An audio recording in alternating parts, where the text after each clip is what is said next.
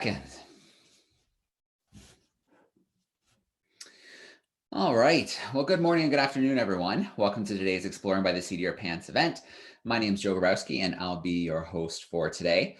First of all, it's so great to see so many groups who are joining us on camera today and who are joining us live via YouTube. It's great to keep the learning going, even in these challenging times, by broadcasting events with scientists, explorers, adventurers, and conservationists live into the homes of parents, educators, and students across North America. And we're really excited to be doing some events in partnership with Environment Climate Change Canada. So sharing some of their amazing scientists who are doing awesome work across the country as we monitor global warming and the impacts that it is having in our country and around the world. So in that light, we are so excited today to have Dr. Diogo Costa joining us today. He is a research scientist with Environment and Climate Change Canada. It was during his postdoctoral work at the University of Saskatchewan in Canada that he became very interested in snow and its amazing physicochemical properties. So currently he leads a combined experimental computer modeling program team focused on hydro-biogeochemical processes related to snow in Canada. So Diogo, it's so great to have you joining us live from Saskatchewan today. We're excited to get to know you a little bit better today. And of course, we're going to fire away with a little Q&A action after. We've got some great groups from across Canada joining us today. Thank you, Joe. It's really a pleasure to be here and have the opportunity to see all of these kids and teachers, and it will be great to share some of the little science wonders related to snow, to ice crystals, snowfall, and the hydrological cycle in general. So let me share my screen. I prepared a small presentation. Can you see? I can see, yep. Can everybody see? Looks good. All right. So yeah, so I'll try to take you, through the journey that, snowflake usually takes through the hydrological cycle. And it's really a very fascinating set of processes. And let me really start with the hydrological cycle. It's really interesting because you have so many processes happening. The water goes through phase changes, goes from vapor to liquid to solid, and everything is powered by the sun. All the energy that comes from the sun warms up our oceans, our lakes, and creates some water vapor.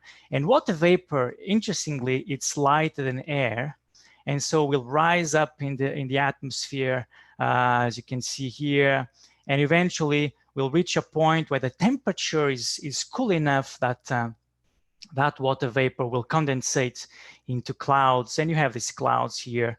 And then you have the weather system moving these things around, the clouds around Earth. And again, it's always the sun is powering this system as well, the weather system moving these clouds around.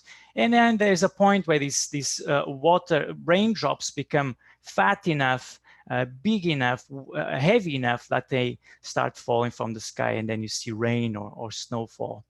Well, when this water reaches the ground, will just then run off. It can just fall down here. It's going to run off over land. It can reach lakes and just kind of move around downstream. And some of that water can also infiltrate underground and will recharge our aquifers, and this can also move laterally. So this is a cycle that goes on, and it's important to highlight that this is really a recycling process rather than just a cycle. It just goes from different phases, goes up and down, and keeps going on and on and on. All right, so the first step really for snowflakes is you need clouds in the atmosphere. And I explain more or less how these things happen. So you need evaporation, you need the oceans and lakes to warm up a little bit. Some of that moisture will just become vapor, and then eventually rise, and there will be condensation. And you've experienced the condensation process in your lives when you see a window that gets with all this water.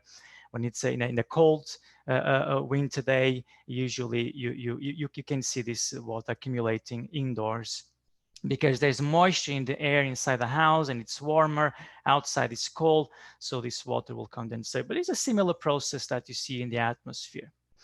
Now, it's actually interesting because that is not really enough to create raindrops that are big enough to then fall from the sky. And one very interesting property of water is that it's sticky. We call that tension forces. And maybe you think about stickiness, you think about your maple syrup. It's not quite that sticky really, but for you, it's not that sticky, but for small animals like ants, you will look like very differently from what you see when you look at water. You will look sticky, and it is sticky at those scales because gravity is less important. So the balance gravitates more towards the tension forces, that stickiness. All right, but this turns out to be quite important to create clouds. And you've seen insects just walking easily on water, and that is really because of these tension forces. And really also the shape of a raindrop is really because of these tension forces. So what is this that I'm calling tension forces? It's really a type of electrical force, all right? So we call this cohesion when it's two molecules, let's say they fall in love, like a love affair between water molecules of the same substance. So water tends to bind together, the molecules tend to get close to each other. When that attraction is between materials of different substances, then we call this adhesion. But this is just what creates what I just called surface tension. All right, and let's just delve a little bit, as I think it's quite interesting to try to understand why these things really happen. So let's say this is a water molecule. So I have this red ball here. It's an oxygen atom, and it's negatively charged. All right, there's a negative charge. And you have hydrogen here, which is positively charged. So the molecule is H2O. So you have two hydrogens and one oxygen. As you can see, 2 minus 2, it's going to be 0. So it's neutrally charged. So how come water is sticky when there's no really any positive or negative charge? So it turns out that water is slightly polar. What does this mean? This means that, all right, yes, this is neutral here. 2 minus 2 is going to be 0. However, if you happen to be closer to this region here, you feel a little bit of the pull here coming from the positive. And if you are here, if you are negative, of course, if you are on this side here, you're going to feel a little bit of the pull towards the positives, and you will repel or push away the negatives. So this is where this stickiness comes from this dipole forces that happen. All right. So it turns out, however, that these forces here are not actually strong enough for the raindrops to start growing and growing into these fat, big raindrops that you see when they fall from the sky. And the reason is because when they start to form, they are tiny, just 2 molecules, 3 molecules, 4 and 5. And you know, the energy of the sun is far too strong and just will break apart this thing, these interactions very quickly. So you actually need 2 ingredients in the atmosphere to form clouds. Water is not enough. You actually need a nuclei, right? You need pollen, you need dust, you need volcanic ash in the atmosphere so that these raindrops can bound into and create bigger and bigger droplets that then will have the weight enough for them to fall. All right, so you need water vapor, we need the nuclei, all right? And this nuclei, just putting things in perspective, will be, you know, these tiny droplets of water will then have a lot of surface. Although these dust particles are very, very small, the water particles will be even smaller, much, much smaller. So you'll have a lot of surface to hold on to, and then start growing. All right, so now we have water vapor that came from our lakes, our oceans. It rose up, it went to the atmosphere. Now we understand how the clouds form through condensation and that we need these two ingredients. All right, so we are getting close to our snowflakes. All right, so now we have these raindrop-sized water droplets forming here around the troposphere mostly. So how do snowflakes form? Well, it's because up there, it's quite cold, so they will freeze. However, interestingly, you also need these particles for water droplets to freeze. And if you wouldn't have these particles, you would have a process called supercooling.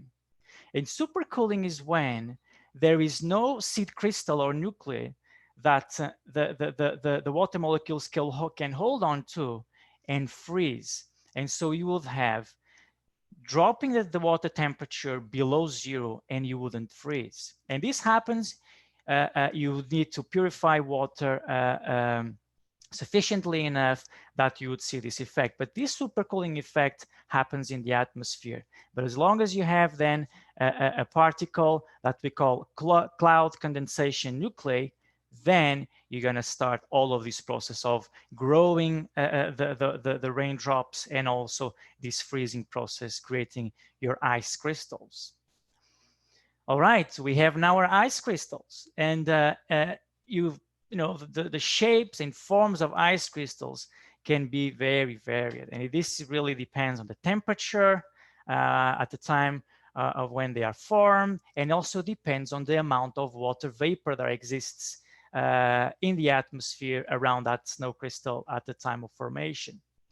But they tend to have these beautiful shapes of, you know, the star-like shape with these points. And if you count the number of points, you'll count 6. 1, 2, 3, 4, 5, 6, regardless of the variations of the snowflake. Sometimes you might have different shapes, and that is because there is has to do with the metamorphic processes that I'll explain a little bit later on. But generally, you're going to have this beautiful shape that you probably have. If you live in a cold country, you have had the opportunity to see this with your own eyes. So why does ice crystals form with this shape? It's another very interesting aspect of snow. And the reason is because let's just go back to those electrical forces and those water molecules and how they dance around, because you know they just this pull and push between electrical charges. But it turns out that all right, you know, negatives attract positives, but they also repel negatives. So they want to keep as far away as possible from the reds, but they want to be as close as possible from the whites, all right, from the hydrogen and oxygen. So it turns out that the best equilibrium in this process is an hexagonal pattern, all right? So let's say you have water and then you start freezing this, and this will start forming these hexagonal patterns, all right? And this hexagonal pattern then will have 1, 2, 3, 4, 5, 6 corners. And it's from these corners then that the ice crystal starts to form. So 1, 2, 3, 4, 5, 6. That's how then it starts to form. And how does this form? Well, exactly the same process as I explained before, called condensation. You have around this snow crystal, you're going to have water vapor that will touch the surface of the snow crystal and will freeze immediately. And so then we'll start growing as it freezes more and more water vapor around. You'll start this growing and growing and growing. All right. We have snow crystals formed. They will start falling now from the sky because they are fat enough and they can start falling down. However, if you have noticed, snow falls a lot slower than rain. And you think that, well, probably that's because they are lighter. But that's not the case, because the Fidak, you know, is falling slower. It's not because he's lighter when he has a parachute. it has the same weight or even heavier when he has a parachute. It's because of air resistance. For the same weight, then is falling down a lot slower because he has the parachute is creating a lot of friction, is bumping against a lot of water, a lot of air particles, and it's slowing it down. It's exactly the same thing that happens with snowflakes. They have this star shape, and which is spans wide enough, and this creates a lot of air resistance, bounces against air molecules a lot, so we'll slow that down. And this is it's a fascinating actually field of science. And since the 6th century, people have been thinking about this, and there is a very interesting experiment that no one really knows if it really happened. But it's one where Galileo threw objects of different weights from the Pizza Tower. All right, and and they actually fall at exactly the same speed, exact same acceleration. And the reason is because as long as they have the same air resistance, they're going to fall and with the same speed. Now, you think, well, what if I put a feather and I put a bowling ball? Well, it's going to be very different. But it's air resistance. And if you don't believe me, there's this fascinating documentary by BBC, by Brian Cox, where he went to the largest vacuum chamber in the world in NASA, and let's just remove all the air inside this vacuum chamber. Let's see if the feather is going to fall at the same speed of the bowling ball. And it actually does. So it's a beautiful experiment, and it's just really show that air resistance, it's all that you need to slow down your snowflake. All right, you can try this at home. You try, pick up 2 objects of different sizes, let's say a Lego brick and a pebble, let them fall at the same time, and just take, record the time it takes to reach the floor. As long as the air resistance is the same, they will fall at the same speed. All right, now we have we have our clouds, we have our ice crystals. They've just fallen from the sky, they hit the ground, and now it happens that temperatures are going to rise a little bit and snow is going to melt. And to this process we call snow metamorphism. And you probably have heard of this term with metamorphic rocks. And as you maybe remember or you know of, metamorphic rocks arise from other types of rocks, igneous rocks or sedimentary rocks, and they undergo a process called metamorphism through the action of pressure and temperature. And it's kind of similar. We use the same term in snow. But what happens is that, when a snowflake starts to melt, they start to go through this transformation in terms of water phase, so going from solid to liquid. And it's really fast when you compare to rocks that need millions of years. You can experience a metamorphic process in a matter of minutes, really, if you want. And so what happens is that, all right, you have the sun providing all this energy. It's starting to melt the points of your ice crystal, and some of this water will turn into vapor. That's what we call sublimation, when it goes directly from the solid phase to the vapor phase. But that can happen, and so you have all this water vapor going around here. But some of that will touch the surface of the snowflake again and will freeze again. So we have a freeze and thaw process happening here. And so what will happen is that we'll start rounding your snowflake into more of a different shape. And also, again, that stickiness of water plays a role here, so bringing all those molecules together. So you go from this beautiful shape and really organized shape when you have an ice crystal to this more chaotic shape. And all of this is because the sun is breaking down all of these connections between molecules, all right, these electrical forces, and making this move around. And that's what gives the fluidity of water.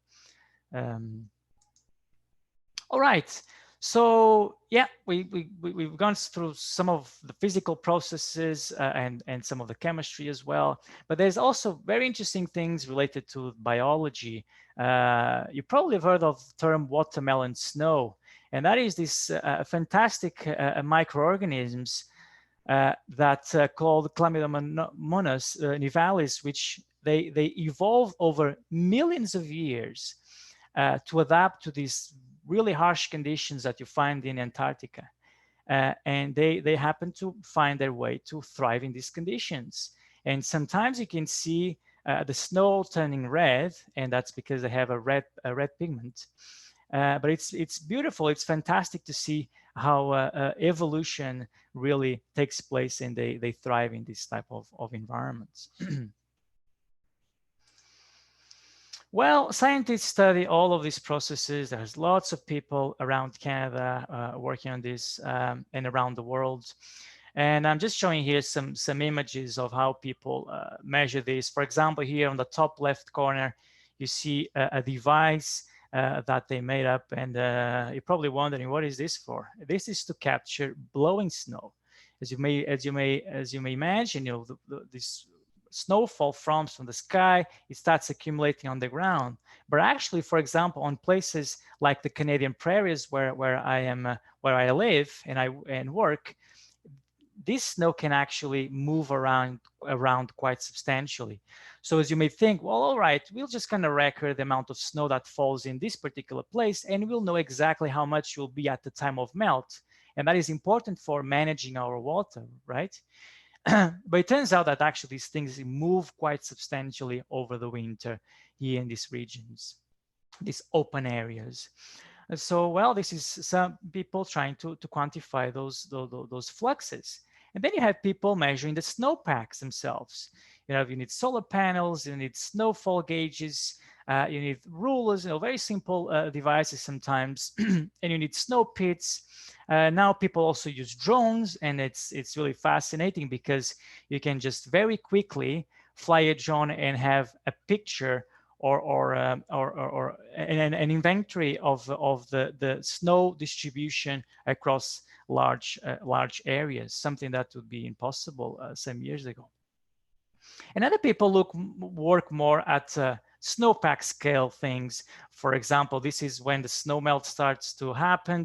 Snow starts to melt on top of the snowpack, and water actually starts flowing through these flow fingers. We call these flow fingers, moving through the snowpack. And this is actually an area that I focused on in my research. Well, sometimes it's quite convenient to bring some of this work to the lab. And the reason is because, as you can imagine, when you're outside, you have wind blowing, the speed of wind will change with time, direction will change, temperature will change. You have all of these things, and they all interplay, they superimpose, and it might become quite difficult for a scientist to disentangle all of these processes and really have these cause effects. Let's say temperature, a rise in 1 degree rise in temperature caused this particular change. Because you have so many of those changes, it becomes quite difficult to sometimes to really make this direct cause effect relationship. So sometimes it's convenient to bring these things to the lab. You have snow, you create snowpacks in the lab, or you bring snow from the outside, and then you have controlled conditions where you just change temperature and you see what's happening, and you have then a easier way to really relate things. And the last slide is about computer models. You might not have noticed, but you actually rely on such type of models on your everyday life. Every time you go to your phone and you look for the weather forecast, you are looking at model simulations. You're looking at computer simulations, simulation results.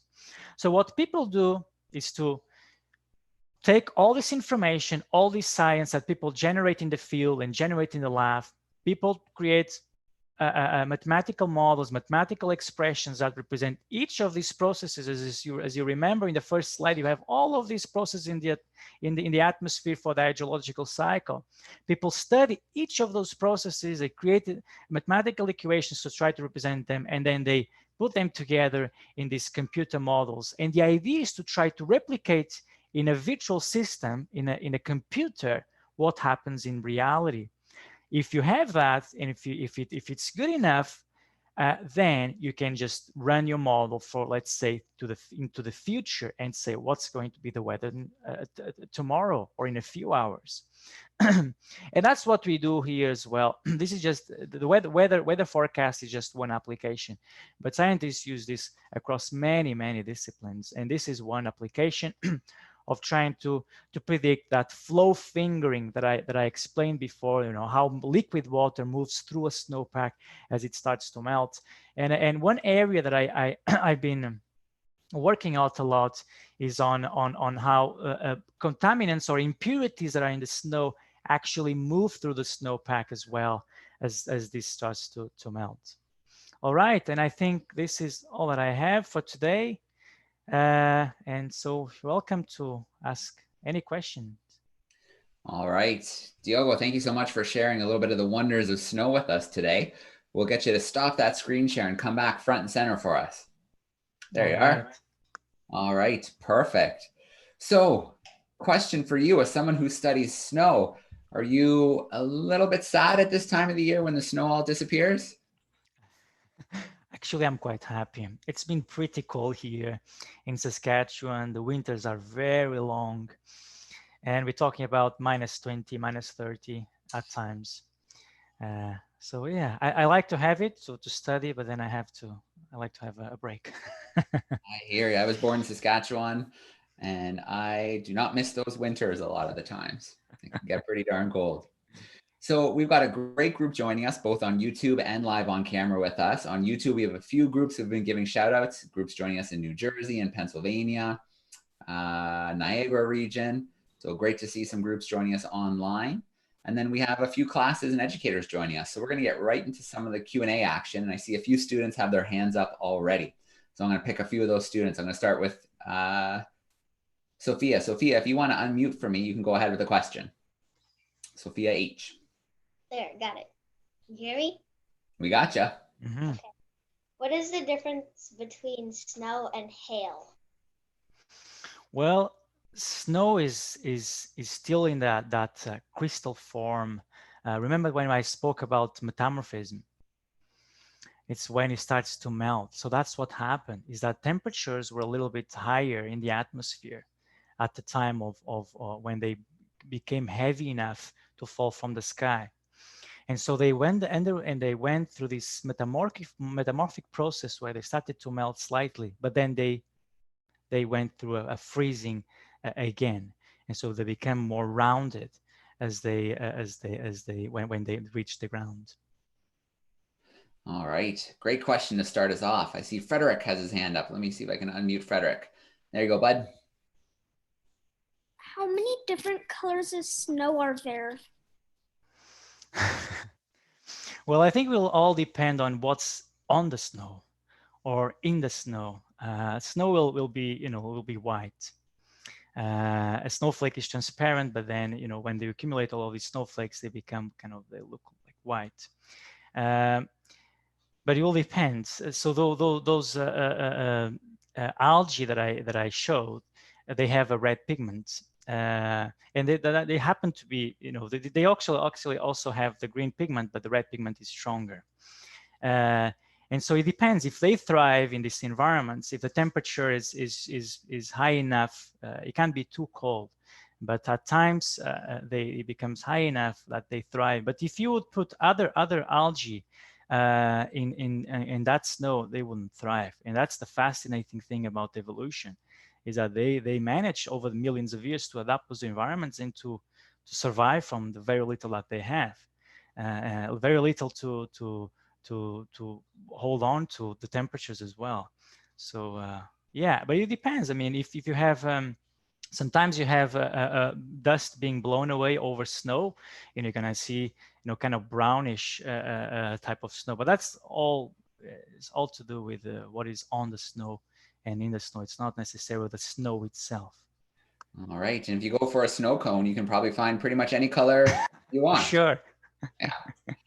All right. Very cool. So we have a family joining us, 1st and 5th graders joining us in Fanwood, New Jersey. Let me turn their microphone on because I can see them waving for a question. All right. We gotcha. Who's joining us? Don't be shy. My question is, why are all snowflakes unique? Why are they unique? Yeah. Well, this is a long debate. People have been discussing these things for a long time, and most of the people, most of the scientists don't believe, I think, that there is any snowflakes are not alike. There's no such no similar snowflakes,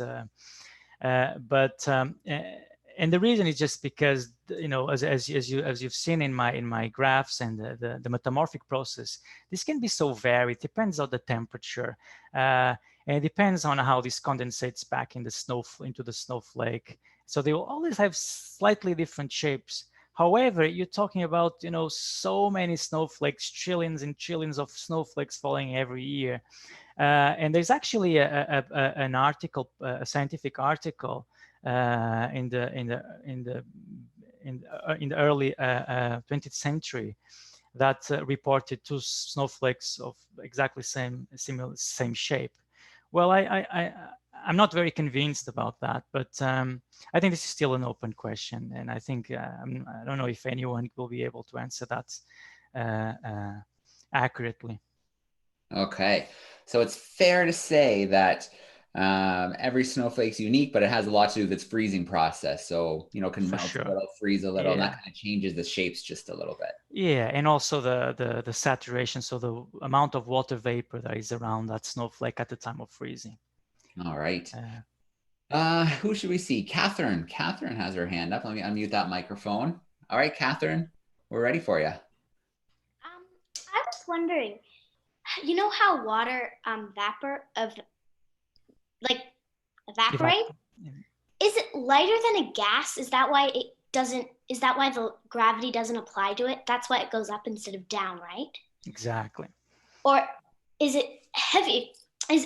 So it's definitely not heavier than a gas, because otherwise it would go up. Yes, it's lighter than air.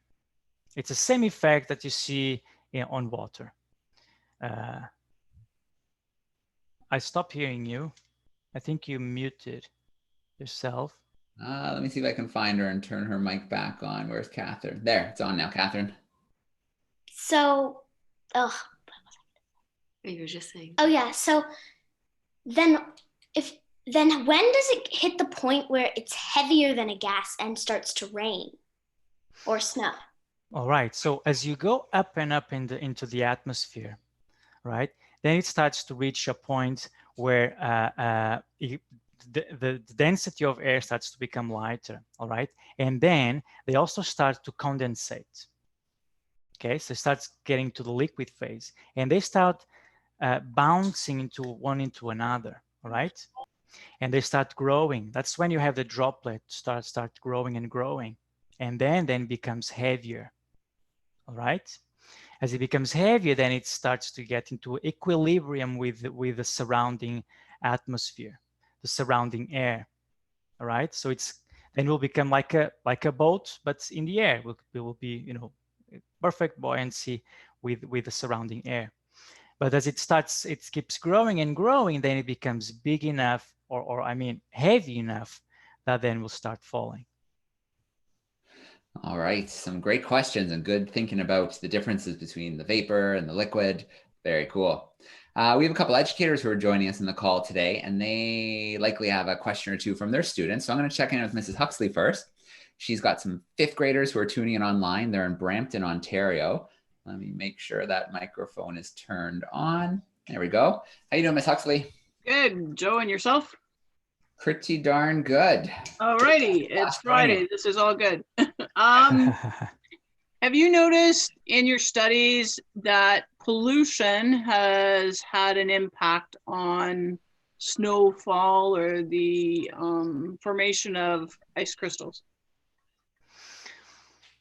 Well, no, myself. But the area that I specialized on is on snowmelt. However, what we notice is that as snow starts to melt, they start to form these flow fingers. And it's interesting because you would think, all right, you have this snowflake, the snowpack, they always have, you know, a lot of chemicals in it that they are harvested as they fall from the atmosphere. And as they start to melt, you have these liquid flow fingers going through the snowpack, and they are picking up all of these contaminants that are in the snow. And it turns out that when this water exits the snowpack, you're going to see higher concentrations in the beginning. And this is quite interesting. And it's still not completely understood why this happens. So we'll think, okay, you have a snowpack, but then the early snow melt is when you actually see the higher concentrations, more polluted water. And this can create, you know, temporary stress in our aquatic ecosystems. Yeah, with climate change, it's difficult to know the impact on this particular process yet. I mean, that's why we use computer models. And that's what people are using for climate change studies. I mean, you don't have a crystal ball to look into the future. You need to have these computer models that you put, you know, all that you know, all the science and mathematical equations that you know that represent well the processes, and then you run this into the future and try to have an informed guess about what might be happening. Yes. Good question from our Brampton group. We've got another class, fifth graders as well, and they're joining online from Flushing, New York, and their teacher, Scott Leib, is joining us. Let me get that microphone turned on, see how they're doing. All right. All right, we gotcha. How you doing? Good, very good. So one of my students asked how you use some of the data that you collect to create forecast models. All right, in many ways. The answer is in many ways. So the first step really is to, let's put the different steps on a research activity. The first thing is to look to what others have done in the past. So what is out there? What have people learned? What computer models are out there? And then what we do is to, let's identify the processes that we understand less. So what don't we know? What are the weak points of this model? And then we go to the field, we measure, we prepare experiments that try to answer directly to those questions. And sometimes it might be needed that you prepare these experiments in the lab so you can really separate the effect of that particular process that you're looking at. And so you run your experiments, a lot of failure, a lot of trial and error. And then there's a point, maybe you'll be successful. And then when you have the data, you understand the data, you try to understand what's happening in terms of physics. So in a similar way that I explained with all the different processes of snow, you try to understand what is going on. You use logic, you use your previous knowledge about physics and chemistry, and then you create your theories. And then you create models to support those theories, mathematical models, equations. Then, well, you add this into the existing model. So you are improving the model. And so that's what you do. It's always an incremental process. And there's many people around the world improving these models, and many models, different models, because it's important to have more than one computer model, because you can be completely off in one model for some reason. If you have a multiple, an ensemble of models, then you are more sure about at least the range of futures that you can have for more or less. Yeah, and it's important to really highlight that we don't know everything. We really don't know everything. We know a lot, and we're always improving, But this is difficult. It's quite difficult to put this in mathematical models and make these things work. So you can use the data for supporting that mathematical model development, but also to check if the model is working well. I mean, then you have to run the model, see, is this really giving the same results that you observe in the field? And that is a critical step for validating the model. And once that has been validated, then the scientific community starts to, okay, accepting the model. All right, we can trust this model is doing it well. And then if people start using it and investing on it. All right. So lots of teamwork, lots of using what exists already, and then finding those spots to improve. Exactly. So it sounds like it's yeah. All right. Very cool. We have Andres. Andres has his hand up for us. Let me turn on his mic. We got you, bud. Oh, okay. What got you into that job that you're in? Well, a lot of study and a lot of support from my family, really. They're actually looking at me now. Well, the life of a scientist can be, it's very interesting, but it might take you to places, make you move around quite a lot. Yeah. Well, for me, what took me to this type of work is I like to learn things, to do experiments. I like computers in the particular field that I work more on.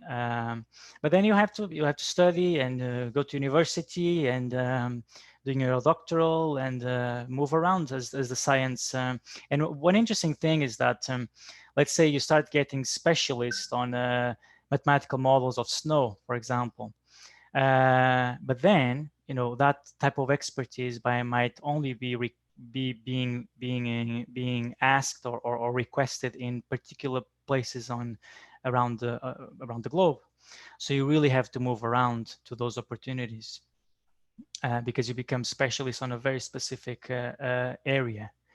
And that's, for example, one of the reasons why I'm in Saskatchewan. It's here is the National Hydrology Research Center of Canada. And the reason for being here, one of the reasons, is because it's really cold and you have snow for longer periods of time that you can study and look into these processes. All right, and I do want to give a shout out to all the students who popped on camera. They're Miss Kenny's class, grade 5s in Guelph, Ontario at Sacred Heart. So it's so cool to see so many of you and so many really good questions come in. And in fact, we're gonna go to Saskatoon, where we do have Harper with us. Look at this. And see how everyone's doing. I see you've got a furry friend joining you. Yes, we do. Everybody's here. We are the family. Very cool. The family, Diogo's family. What do you think, guys? Pretty exciting to see your dad talking to so many people from all over the place. Yeah? What? Yeah. Does he talk about snow a lot? A little bit, I guess. A little bit. All right. Well, so cool to have you joining us today on the call. It's great to meet you. My dad is home. That's right. Very cool. Let's see. Let's grab one more student question here. So we haven't visited, I think it's Nebi or Nebi. I'm sure they'll fix me after I unmute them. Let's see. It's Nebi. Nebi. Hey, bud. Why does the color like go under the snow? Is the snow like softer or is it like hard? It becomes harder. And that has to do with weight. So it's as you go deeper and deeper, it becomes more snow on top of that lower layer, and will start compressing it. And that's actually how glaciers are formed: is the weight and also metamorphosis that I explained before, and they get into this really hard ice that form the glaciers. All right. However, let me just add one thing. It's interesting that sometimes you can have different layers forming actually of density, let's say, and that is to do, for example, near the ground, you always have a little bit of energy that was stored during the summer that starts to warm up the bottom of the snowpacks. And you probably have seen this. that the snow becomes very soft sometimes, and that has to do with this melting of the layer of snow that is on top of the soil. All right. So we have, let's see, Danny Kingsbury joining us. I'm going to pop his mic on because I know he had a question for us today. Hey, Danny. Hey, Joe, thank you so much. Thank you so much, Diogo. Nice presentation. With climate change and the climate warming, what's the prediction, like, let's say in 50 years? Like, will we continue to have a significant amount of snow, or we will be caught in a situation where we won't be able to have snow during Christmas, as an example? So what's the prediction on that front? Yeah, I mean, the predictions vary quite substantially, but they tend to agree on having shorter winters, not necessarily less snow. For example, here in Saskatchewan, for example, this year we had lots of snow. But we'll have less cold temperatures. That is really the main impact of climate change. And then you may also have more events, more rain on snow events. So it's when rain falls on snow. That is something that happens quite a lot in Eastern Canada. And I think in Ontario as well, but not so much here in Saskatchewan, a little bit, but those events are more likely to happen as well. And what that means is that you're going to have snowpacks melting faster during those events because you have rain falling on top of the snowpack. But in general, is that it's shorter winters and less cold. There's some speculation whether Saskatchewan weather will become a lot more Ontario-like weather, but this is still we cannot know for sure yet. There are lots of research on these areas, not only computer models but also on field studies. It's difficult to, and then the reason is because you go back to that first diagram where you have the hydrological cycle. There's so many of these processes happening, and the interplay of those processes. And you can really have entire scientists dedicating their entire careers to each of those processes. And when they start overlapping and interplaying, it becomes difficult to understand what's going on. That's why we use the models to have a way to wrap our heads around this complexity. Thank you. All right, great question. And I think that really illustrates why the work you're doing is so important, studying these different parts of the cycle and trying to figure out and get an accurate model so we're not surprised. So we have some kind of a picture of how things are changing and what impacts we are having. Yeah. So Diogo, I am going to, because we've kind of hit the time where we normally wrap our events up, but I think I might, if you're okay with it, get you to stick around for a couple minutes and we'll do like a little after hours Q&A because there's still students in the call who I know have some questions for us.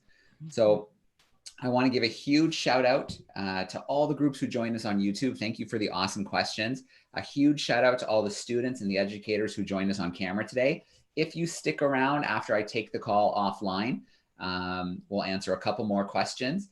But Diogo, a huge thank you to you. Thank you for the work that you're doing and thanks for sharing it with us today in a fun way. It was a pleasure. Thanks for having me. All right, awesome. Well, thanks everybody. We've got some more events coming up today. If you tune in at 1 p.m. Eastern, we're going to Belize and we're going to check out some amazing pictures and photos from this amazing country. So I hope you can join us for that later today. But for now, we are going to sign off. Thanks, everyone.